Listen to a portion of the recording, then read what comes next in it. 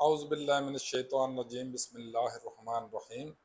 अल्लाह जल्ल शानहू दे नाम दे नाल अल्हम्दुलिल्लाहि रब्बिल आलमीन वल आक़िबतुल लिल मुत्तक़ीन अस्सलातु वस्सलामु अला रसूलिल करीम। दोस्तों अस्सलामु अलैकुम। डॉक्टर नसीर कालों हाज़िर CNP न्यूज़ तो। दोस्तों अजकल एक गुंडा एक्ट दे मतलब बड़ी खप पई आ। शायद तुसां भी सुनिया होवेगा या नहीं सुनिया होवेगा। थोड़ा जिहा मैं दस दिना। ਤੁਹਾਨੂੰ पता होगा 1857 ਵਿੱਚ जंगे आज़ादी जो शुरू हुई है ना, मुसलमानों ने खुसूसन और हिंदुओं नाल मिल के शुरू की अंग्रेज़ों के खिलाफ। तो अंग्रेज़ों ने बहुत सख्त कवानीन बनाए सी मुसलमानों को दबन वास्ते, और जड़े हुर्रियत पसंद टाइप लोग सन जड़े उस उन्होंने इस मामलात के खिलाफ चल रहे सन, उन्होंने खिलाफ बड़े सख्त कवानीन बनाए सी। ये कर दो, वो कर दो, इस तरह मारो, उस तरह मारो, वगैरह वगैरह। उस तो बाद 1957 ਚ ਸ਼ਾਹ ਈਰਾਨ ਦੇ ਖਿਲਾਫ ਜਦੋਂ ਐਜੀਟੇਸ਼ਨ ਸ਼ੁਰੂ ਹੋਣ ਲੱਗੀ ਸੀ, ਅਜੇ ਹੋਈ ਨਹੀਂ ਸੀ, ਤੇ ਉਹਨੂੰ ਪਤਾ ਲੱਗ ਗਿਆ ਕਿ ਮੇਰੇ ਖਿਲਾਫ ਕੋਈ ਨਾ ਮਾਮਲਾਤ ਆ ਰਹੇ ਨੇ।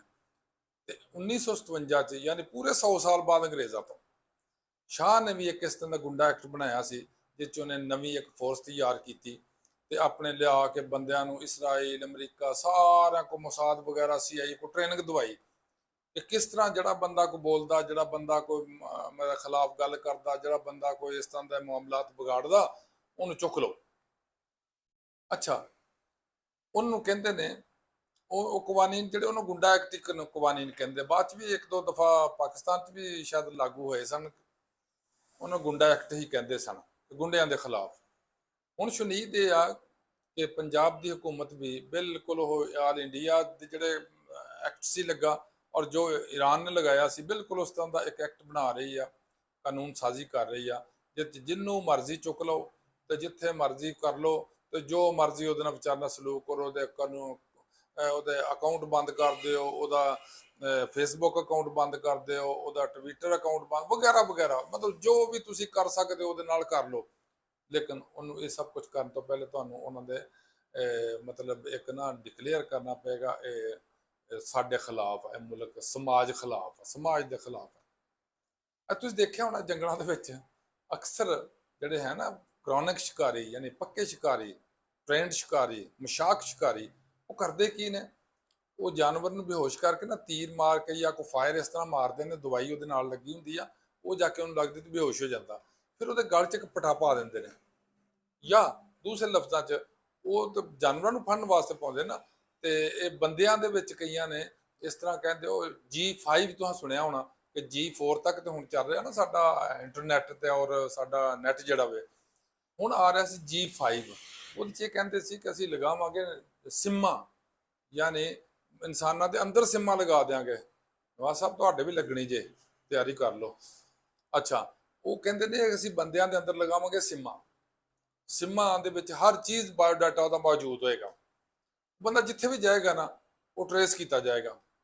इस तरह इस कानून के तहत भी उन्हें किया कि बंदियां दे नूं सिम्मा लगाईयां जाणगियां, वो दो ही सूरतां हो सकदियां, या तो चीर पाड़ करके उन्होंने अंदर इंस्टॉल कर दी जाए, दूसरा यह कि उन्होंने कड़े पहना दिते जाण। जिस तरह मैं पहले दस्सिया ना जंगलों च शहर जानवरों के गलों च पट्टे पाउंदे सी, इन्हां दे हत्थां च कड़े पा देणगे बंदियां दे कि लो जी तुसीं जिथे जाओगे तो वो पता लगता रहेगा अथॉरिटी नूं, जिहड़ी अथॉरिटी बनाउणी आ, ते अथॉरिटी च होणगे जनाब AC होएगा, DC होएगा, कमिश्नर होएगा वगैरह वगैरह, जिहड़े हुकूमत दे ही बंदे ने, वो जिहड़ा चंगा बंदा ना लगेगा उहदे खिलाफ जनाब रस्सा बन के पा देणगे, वो गल च ना पाउणगे ते बांह तो बन देणगे।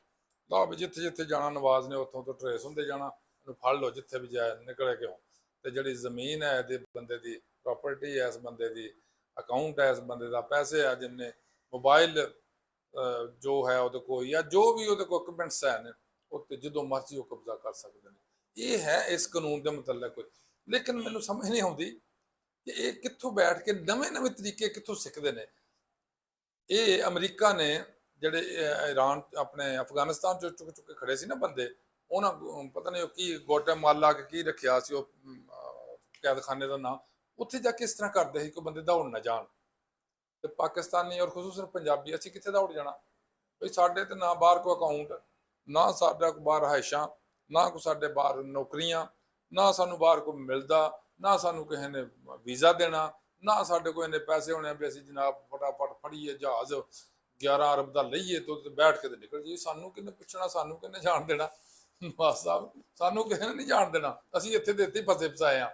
ਲਿਹਾਜ਼ਾ ਇਸ ਐਕਟ ਦੇ ਤਹਿਤ ਮੇਰਾ ਖਿਆਲ ਆ ਕਿ ਕੋਈ ਫਾਇਦਾ ਹੋਵੇ ਨਾ ਹੋਵੇ, ਅਲਬੱਤਾ ਪੰਜਾਬੀਆਂ ਦਾ ਨੁਕਸਾਨ ਕਾਫੀ ਸਾਰਾ ਹੋ ਜਾਏਗਾ। ਔਰ ਇਹਦੇ ਦੋ ਬੜੀਆਂ ਅਜੀਬੋ ਗਰੀਬ ਸਹੂਲਤਾਂ ਆਈਆਂ ਨੇ ਕਿ ਜਿਹੜੇ ਬੰਦੇ ਨੇ, ਰਾਂਝਾ ਸਾਹਿਬ ਨੇ ਕੋਈ ਐਮਪੀਏ ਜਿਨ੍ਹਾਂ ਨੇ ਇੱਕ ਕਾਨੂੰਨ ਵਾਸਤੇ ਬਿੱਲ ਪਾਸ ਕੀਤਾ ਸੀਗਾ, ਉਹਨਾਂ ਨੇ ਟੀਵੀ ਚੈਨਲ ਦੇ ਉੱਤੇ ਮੈਂ ਸੁਣ ਰਿਹਾ ਸਾਂ ਕਿ ਟੀਵੀ ਚੈਨਲ ਦੇ ਉੱਤੇ ਉਹਨਾਂ ਕਿਹਾ ਵੀ ਇਹਦਾ ਮੈਨੂੰ ਨਾ ਗਾਲਾਂ ਕੱਢੋ, ਮੇਰਾ ਇਹਦੇ ਨਾਲ ਕੋਈ ਤਲਕ ਨਹੀਂ ਜੇ, ਇਹ ਤੇ ਮਰੀਅਮ ਹਕੂਮਤ ਨੇ ਬਿੱਲ ਬਣਾਇਆ ਵਾ, ਉਹਨਾਂ ਮੈਨੂੰ ਦਿੱਤਾ ਤੇ ਮੈਂ ਜਨਾਬ ਅਸੈਂਬਲੀ 'ਚ ਪਾਸ ਕਰ ਦਿੱਤਾ। ਤਮਾਸ਼ੇ ਦੇਖੋ ਸਾਡੇ ਮੁਲਕ 'ਚ ਕਿਹੋ ਕਿਹੋ ਜਿਹੇ ਹੁੰਦੇ ਨੇ। ਅੱਛਾ, ਦੂਸਰੇ ਨੰਬਰ ਤੇ ਜਿਹੜੇ ਸਪੀਕਰ ਸਾਹਿਬ ਨੇ ਪੰਜਾਬ ਅਸੈਂਬਲੀ ਦੇ, ਉਹਨਾਂ ਨੇ ਜਨਾਬ ਬੜਾ ਗਰਮ ਸਰਦ ਹੋਏ, ਮੈਨੂੰ ਕਿਉਂ ਨਹੀਂ ਪਤਾ ਲੱਗਾ, ਇਹ ਬਿੱਲ ਕਿੱਧਰੋਂ ਦੀ ਆ ਗਿਆ, ਇਹ ਕਿੰਨੇ ਭਿਜਵਾਇਆ, ਇਹ ਕਿਉਂ ਭਿਜਵਾਇਆ, ਮੈਂ ਬਿੱਲ ਨਹੀਂ ਪਾਸ ਹੋਣ ਦੇਣਾ। ਤੇ ਦੇਖ ਲਿਓ, ਇਹਨਾਂ ਨੇ ਉਹ ਕਿਸੇ ਨੇ ਕਿਹਾ ਸੀ ਨਾ ਸਾਡੇ ਇਸ ਤਰ੍ਹਾਂ ਦਾ ਹੀ ਸਿਆਸਤਦਾਨ ਜਿਹੜੇ ਦਿੰਦੇ ਨੇ ਸਾਡੇ ਬਿਆਨਾਤ, ਇਹ ਆ ਤੇ ਉਹ ਆ ਤੇ ਇਸ ਤਰ੍ਹਾਂ ਤੇ ਉਸ ਤਰ੍ਹਾਂ। ਉਸੇ ਬੰਦਾ ਆਇਆ ਵਿਚਾਰਾ ਬਾਹਰੋਂ ਕਿਤੇ ਘਰ, ਤੇ ਆਣ ਕੇ ਉਹਨੇ ਭੁੱਖ ਲੱਗੀ ਸੀ, ਰੋਟੀ ਚੁੱਕ ਖਾਣ ਵਾਸਤੇ ਹੱਥ ਹੋ ਗਏ, ਉਹਨੇ ਕਿਹਾ ਨਹੀਂ ਜੀ ਮੈਂ ਕੁੜੀ ਚੁੱਕਣ ਲੱਗਾ, ਯਾਨੀ ਆਪਣਾ ਬੱਚਾ ਚੁੱਕਣ ਲੱਗਾ ਵਾ।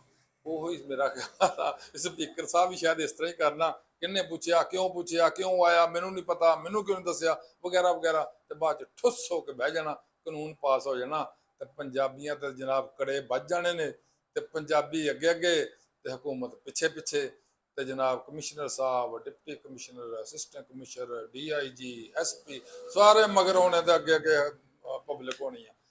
ਤੇ ਲਿਹਾਜ਼ਾ ਆਪਣਾ ਆਪਣਾ ਬੰਦੋਬਸਤ ਕਰੋ, ਕੋਈ ਦੁਆ ਸ਼ੁਆ ਕਰੋ ਅੱਲਾ ਅੱਗੇ, ਤੇ ਅੱਲਾਹ ਤਾਲਾ ਸਾਡੇ ਤੇ ਕਰਮ ਕਰਵਾਏ। ਸਾਡੇ ਬੁਰੇ ਦਿਨ ਆਏ ਨੇ, ਅੱਲਾਹ ਤਾਲਾ ਸਾਨੂੰ ਇਸ ਸ਼ਰ ਤੋਂ ਬਚਾਏ, ਇਸ ਮਿਹਰਬਾਨੀ ਆਪਣੀ ਫਰਮਾਏ, ਔਰ ਸਾਨੂੰ ਇਹਨਾਂ ਸ਼ਿਕੰਜਿਆਂ ਤੋਂ ਬਚਾਏ। ਅੱਲਾਹ ਹਾਫਿਜ਼।